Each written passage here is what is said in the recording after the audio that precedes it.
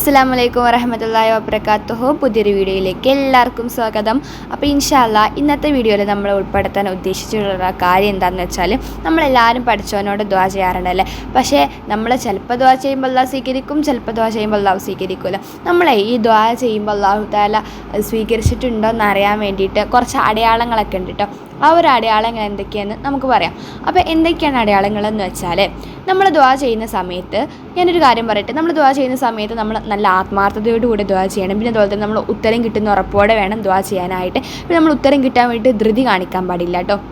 നമുക്കിപ്പോൾ വിഷമാവസ്ഥയിലും സന്തോഷാവസ്ഥയിലും ഒക്കെ ദുആ ചെയ്യണം. അതായത് ചില ആളുകളുണ്ട്, വിഷമം വരുമ്പോൾ മാത്രം ദുആ ചെയ്യുക, അല്ലെങ്കിൽ എന്തെങ്കിലും ആവശ്യം ഉണ്ടാകുമ്പോൾ മാത്രം പഠിച്ചവനടുത്ത് പോയിട്ട് ചോദിക്കുക. അതെന്ന് പറയുന്നത് ഏറ്റവും ചീപ്പ് ഏർപ്പാടാണ്. നമ്മൾ അങ്ങനെ ചെയ്യാൻ പാടില്ല. വിഷമം വരുമ്പോഴും സന്തോഷം വരുമ്പോഴൊക്കെ നമ്മൾ നമ്മളെ പഠിച്ചവനെ കൂട്ടിപ്പിടിക്കണം. അപ്പോഴേ അതിനൊക്കെ ഒരു അർത്ഥം ഉണ്ടാവുള്ളൂ. അപ്പോൾ നമ്മൾ ദുആ ചെയ്യുമ്പോൾ അല്ലാഹു തആല സ്വീകരിച്ചിട്ടുണ്ടോ ഇല്ലേ എന്നറിയാൻ വേണ്ടിയിട്ട് അല്ലാഹു തആല തന്നെ നമുക്ക് കുറച്ച് അടയാളങ്ങളൊക്കെ കാണിച്ചു തന്നിട്ടുണ്ട് കേട്ടോ.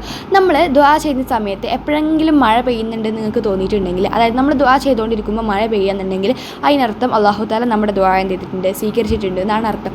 അപ്പോൾ എന്ത് ചെയ്യുക, മഴ ഉണ്ടാകുന്ന സമയത്ത് വേഗം ഓടിപ്പോയി ദുആ ചെയ്യല. ആത്മാർത്ഥതയോട് കൂടത്തെ വിശ്വാസത്തോടു കൂടിയൊക്കെ തന്നെ ഉറപ്പോടു കൂടി ദുആ ചെയ്യുക. അപ്പോൾ എന്തായാലും അല്ലാഹു തആല അങ്ങനെ ചെയ്യും. ഇനിയിപ്പോൾ മഴ ഒന്നും പെയ്യാൻ പറ്റാത്ത സാഹചര്യമാണെന്നുണ്ടെങ്കിൽ നിങ്ങളുടെ ദുആ സ്വീകരിച്ചിട്ടൊന്നുമില്ല എന്നല്ല അർത്ഥം.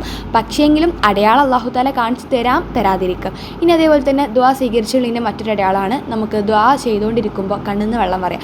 അതായത് നമുക്ക് കരച്ചിൽ വരിക, നമ്മൾ കരഞ്ഞോട് ദുആ ചെയ്യുക, പൊട്ടിക്കരഞ്ഞോട് ദുആ ചെയ്യുക. ഇങ്ങനെയാണെങ്കിൽ നമ്മുടെ ദുആ എന്തായാലും ഇൻഷാ അല്ലാഹ് അല്ലാഹു തആല സ്വീകരിക്കും.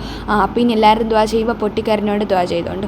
അപ്പോൾ ഇനി അടുത്ത കാര്യമാണ്, നമുക്ക് കാലിലൊരു തരിപ്പ് അനുഭവപ്പെടും. അതായത് നമ്മൾ ദുആ ചെയ്തുകൊണ്ടിരിക്കുമ്പോൾ നമ്മൾ കുറേ നേരം ഇരുന്ന കാല് തരിക്കൂല, അതുപോലെ തന്നെ വേറൊരു തരത്തിലുള്ള തരിപ്പ് നമ്മുടെ കാലിൽ അനുഭവപ്പെടും.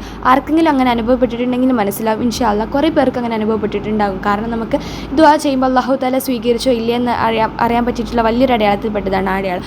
അപ്പോൾ എന്ത് ചെയ്യുക, ദുആ ചെയ്യുമ്പോൾ അല്ലാഹു തആല സ്വീകരിച്ചോ ഇല്ലയെന്ന് ഈ ഒരു അടയാളങ്ങൾ കൂടെയൊക്കെ തന്നെ മനസ്സിലാക്കുക. ഇൻഷാ അല്ലാഹ് നമ്മുടെ എല്ലാവരുടെയും ദുആകൾ അല്ലാഹു തആല സ്വീകരിക്കട്ടെ.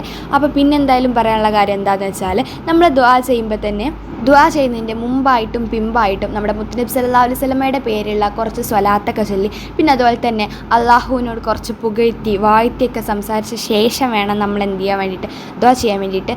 അങ്ങനെയാണെങ്കിൽ നമ്മുടെ ദുആക്ക് പെട്ടെന്ന് ഉത്തരം ലഭിക്കുന്ന അല്ലാഹു തആല തന്നെ നമ്മളോട് പറഞ്ഞിട്ടുണ്ട്. മഹാന്മാരൊക്കെ പഠിപ്പിച്ചു തന്നിട്ടുള്ള വലിയൊരു കാര്യമാണത്. പിന്നെ അതുപോലെ തന്നെ നമ്മൾ പൊട്ടിക്കരഞ്ഞൊക്കെ ദുആ ചെയ്യാൻ തീരുമാനിച്ചല്ലോ. പക്ഷെ നമ്മളങ്ങനെ പൊട്ടിക്കരഞ്ഞൊക്കെ ദുആ ചെയ്യുമ്പോൾ നമ്മൾ കൈകളൊക്കെ മേൽപ്പൊട്ടി ഉയർത്തിയിട്ട് വേണം ദുആ ചെയ്യാൻ. അതിനോടൊപ്പം തന്നെ നമ്മൾ ഉറക്കെ ദുആ ചെയ്യാമെന്ന് വിചാരിക്കുന്നുണ്ടെങ്കിൽ ഉറക്കെ ദുആ ചെയ്യാം. പക്ഷേങ്കിലും പതിയെ മനസ്സിൽ ദുആ ചെയ്യുന്നതാണ്, അല്ലെങ്കിൽ കുറച്ച് ശബ്ദത്തിൽ ദുആ ചെയ്യുന്നതാണ് ഏറ്റവും നല്ലത്. അപ്പോൾ ഞാൻ പറഞ്ഞു, ദുആ ചെയ്യുമ്പോൾ കൈകളൊക്കെ മേൽപോട്ട് ഉയർത്തണം, ശബ്ദം താഴ്ത്തണം. പിന്നെ അതോടൊപ്പം തന്നെ നമ്മൾ 2 റക്അത്ത് നിസ്കരിച്ചിട്ട്, ഇനി ഫർളാണെന്നുണ്ടെങ്കിൽ അതിൻ്റെ ശേഷം, അത് ഒന്നുമില്ല എന്നുണ്ടെങ്കിൽ 2 റക്അത്ത് സുന്നത്തെങ്കിലും നിസ്കരിച്ചിട്ട് വേണം ദുആ ചെയ്യാനിരിക്കാൻ. അപ്പോൾ ഈ പറഞ്ഞ കാര്യങ്ങളൊക്കെ ശ്രദ്ധിച്ച് നല്ല രീതിയിൽ തന്നെ എല്ലാവരും പഠിച്ചവനോട് ദുആ ചെയ്യുക. അല്ലാഹു തആല നമ്മളെ കൈവിടൊന്നുമില്ല. അപ്പോൾ ഈ ഒരു ചാനൽ ഇഷ്ടപ്പെട്ടിട്ടുണ്ടെങ്കിൽ നിങ്ങൾ സബ്സ്ക്രൈബ് ചെയ്യാൻ മറക്കരുത്. നമ്മുടെ കൂടെ കൂടുന്ന എല്ലാവർക്കും അല്ലാഹു തആല അർഹമായിട്ടുള്ള പ്രതിഫലവും അനുഗ്രഹങ്ങളൊക്കെ നൽകട്ടെ. നമുക്ക് പ്രാർത്ഥിക്കാം ഇൻഷാ അല്ലാഹ്. എല്ലാവർക്കും അസ്സലാമു അലൈക്കും വറഹ്മത്തുള്ളാഹി തആല വബറകാതുഹു.